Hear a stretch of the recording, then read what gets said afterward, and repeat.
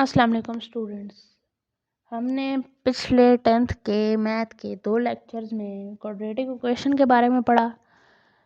Second last lecture में हमने solution of a quadratic equation में से जो फर्स्ट मेथड इस्तेमाल होता है उसके सॉल्यूशन फाइंड करने का वो हमने पढ़ा। डिटेल में मैंने आपको बताया कि वो उसको करने का, सॉल्व करने का आसान तरीका क्या होता है, सिंपल वे क्या है। पहला मेथड क्या था हमारे पास, quadratic equation solve by factorization. ठीक है जी। आज उसी का सॉल्यूशन को फाइंड करने का दूसरा मेथड आज हम स्टडी करेंगे, उसका नाम है जी कंप्लीटिंग स्क्वायर। चले साथ साथ हम अपना सेकंड मेथड लिखते हैं, सॉल्यूशन बाय कंप्लीटिंग स्क्वायर्स। अच्छा जी, कंप्लीटिंग स्क्वायर्स से किस तरह क्वाड्रेटिक इक्वेशन सॉल्व की जाती है वो हम आज स्टडी करेंगे।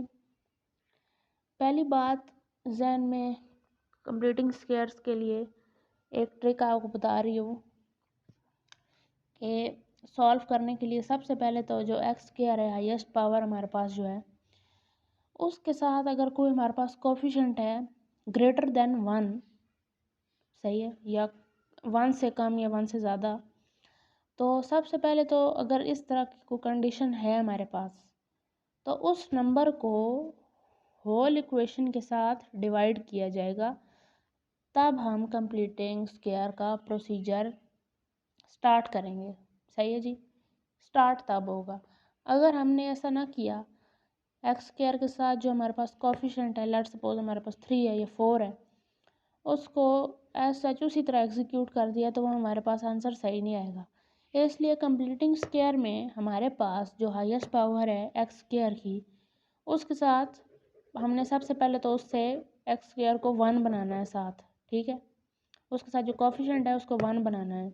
उसके लिए हमें क्या करना पड़ेगा, होल जो हमारे पास इक्वेशन है बी एक्स प्लस सी, उसको डिवाइड करना पड़ेगा उस कोफिशिएंट से जो हमारे पास एक्स स्क्वायर के पास साथ होगा, तब आगे प्रोसीजर एग्जीक्यूट होगा, वरना कोई ना कोई मिस्टेक लाजमी आएगी। तो हमें एक एग्जांपल दी गई है, हम स्टार्ट करते हैं उसके साथ।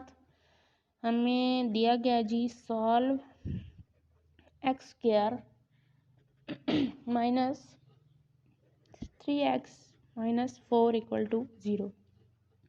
चले जी, ये तो आसान से आ गई क्योंकि इसके साथ जो हाईएस्ट पावर है एक्स स्क्वायर, ठीक है, उसके साथ हमारे पास कोफिशिएंट क्या है 1। तो अब हमें इससे किसी चीज़ के साथ इनको डिवाइड करने की ज़रूरत नहीं है क्योंकि हमारे पास ऑलरेडी 1 है। अगर कोई बड़ा होता तब हम इन्हें 3x को डिवाइड करते उस नंबर से, 4x को डिवाइड करते उस नंबर से। तो अब हमारे पास यानी ये फैसिलिटी है कि हम डायरेक्ट मेथड जो है अप्लाई कर दें। तो स्टार्ट करते हैं इसे सॉल्व करना। सबसे पहले तो कंप्लीटिंग स्क्वायर में मैं पहले फिर दोबारा स्टैंडर्ड फॉर्म लिख दूँ, x square plus b x plus c equal to 0। Completing square में हमारे पास ये जो टर्म है बी एक्स, ठीक है, इसको हमने क्या करना होता है, इसको हमने, मैं यहाँ लिख देती हूँ, सबसे पहले तो इसको हमने डिवाइड करना होता है 2 के साथ। ठीक है, फिर हमने क्या करना होता है, लेना होता है जी उसका स्क्वायर। जैसे हमारे पास ये 3x है ना, माइनस 3x, पहले हम लोग क्या करेंगे, एक्स स्क्वायर माइनस 3x, ये मैं आपको यहाँ पे यानी रफ वर्क करके बता रही हूँ ताकि हम लोग यहाँ पे नीटली लिख सकें। सबसे पहले हम लोग क्या करेंगे, माइनस 3x यानी जो b वाली टर्म है उसको हम करेंगे हाफ यानी divided by 2 and then we take its square.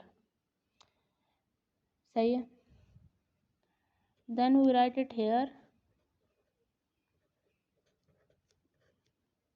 ये हो गया जी, x नहीं आएगा यहाँ पे, ओनली ये कोफिशिएंट ऑफ b आएगा।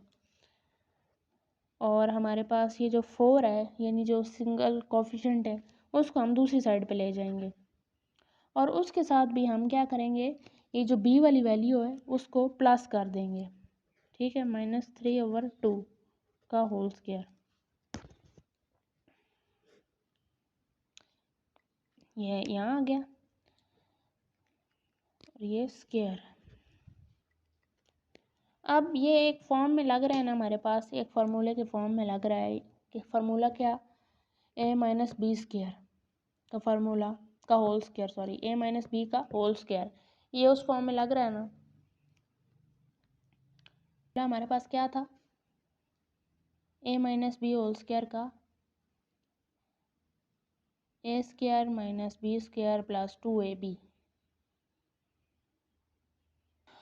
हमारे पास क्या था, a स्क्वायर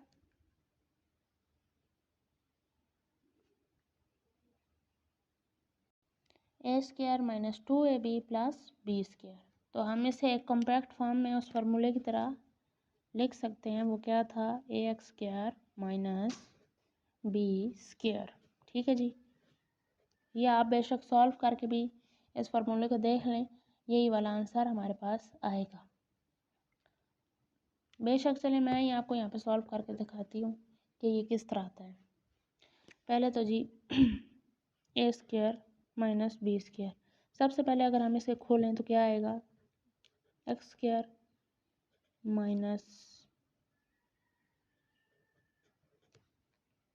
तो जी ये क्या था हमारे पास यहाँ पे, a square minus b square plus 2a, b हमारे पास क्या है -3/2। ठीक है जी, तो इसको जब हम सॉल्व करेंगे तो क्या आएगा, एक्स स्क्वायर माइनस 9/4 प्लस ये 2 से कैंसल -3x। ठीक है जी, इसको हम दोबारा अरेंज कर लिखेंगे, ये क्या आ जाएगा 3/2, ठीक है, -3x। ये देखें ये बिल्कुल सेम ये चीज़ बन रही है ना हमारे पास, तो इसको सॉल्व करने से हमारे पास ये चीज़ आएगी। और ये फार्मूला कौन सा है जी, a माइनस बी का whole square which is equal to a square minus b square plus 2ab। ठीक है, तो जैसा कि हम यहाँ तक सॉल्व कर चुके थे, पीछे तो मैंने ये आपको प्रूव करने के लिए कि ये हमने कैसे लिखा x-3/2 का होल स्क्वायर, ये मेथड आपको बता दिया। ये आप रफ वर्क में करेंगे, इस क्वेश्चन को सॉल्व करते हुए आपने ये नहीं करना, आप अपने पास जो रफ वर्क करेंगे वहाँ करेंगे ये वाला मेथड भी और ये वाला प्रोसीजर भी। सिर्फ ये मैंने आपको बताने के लिए किया है कि बी को हमने जो है डिवाइडेड बाय 2 करना है, यानी हाफ करना है और देन उसका स्क्वायर लेना है। तो हमने यहाँ तक कर लिया था, आगे इसको सॉल्व करते हैं। तो ये फ़िलहाल एज इट इज़ इसी तरह लिखा जाएगा और ये जो इक्वल की दूसरी साइड पे है हम इसे सॉल्व करने की कोशिश करते हैं।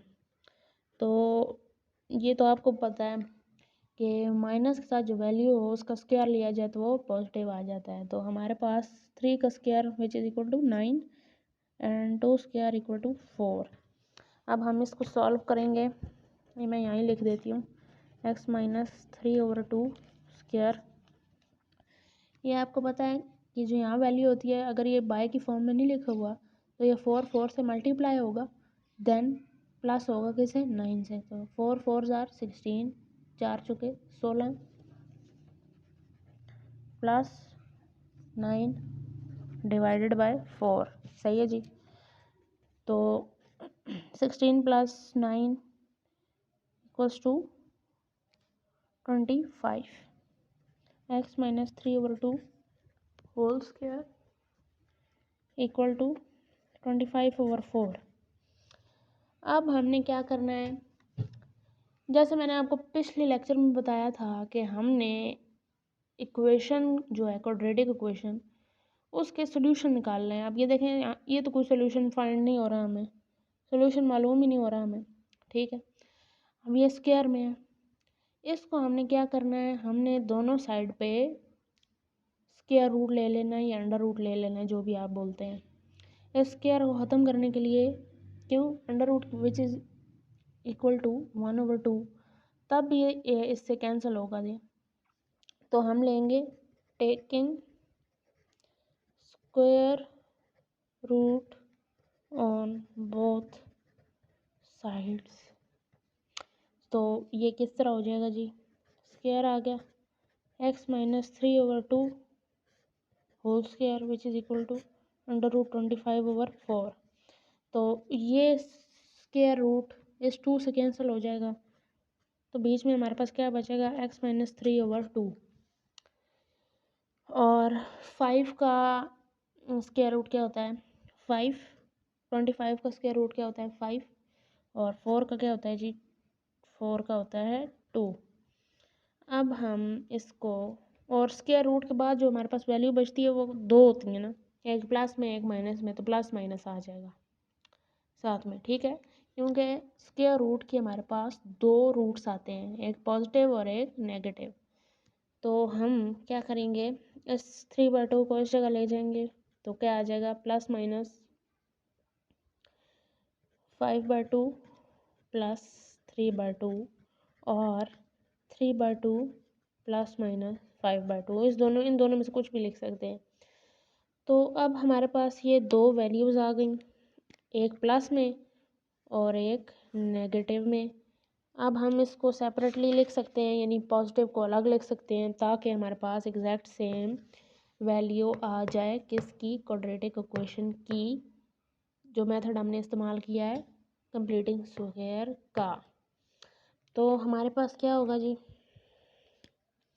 सबसे पहली x की वैल्यू आ जाएगी, अगर हम पॉजिटिव में लिखें इसे, तो 3/2 प्लस 5/2, और दूसरी वैल्यू आएगी हमारे पास 3/2 माइनस 5/2। तो अब इसे सॉल्व करते हैं, देखें नीचे दोनों सेम है ना, तो ये फुल उस तरह आ जाएगा। तो 3 + 5, और यहाँ क्या आ जाएगा जी, एलसीएम लेंगे तो ये 2 आ जाएगा, और 3 - 5 5 + 3 which is equal to 8/2 and 3 - 5 which is equal to -2/2। तो 2 का टेबल 8 पे कितनी दफ़ा जाता है, कितनी दफ़ा 2 4 * 8, तो 4 आ जाएगा, एंड 2 1 * 2, तो ये आ जाएगा -1। तो हमारे पास क्या बचा, हमारे पास क्या है, सोल्यूशन सेट क्या बनेगा इनका, सोल्यूशन सेट इज -1 एंड 4। सही है जी। क्वाड्रेटिक इक्वेशन को फाइंड हमने किया है जी कंप्लीटिंग स्क्वायर से, और उसकी वैल्यू हमारे पास आई है, जो वैल्यू है या नंबर्स हमारे पास आए हैं वो क्या है -1 एंड 4।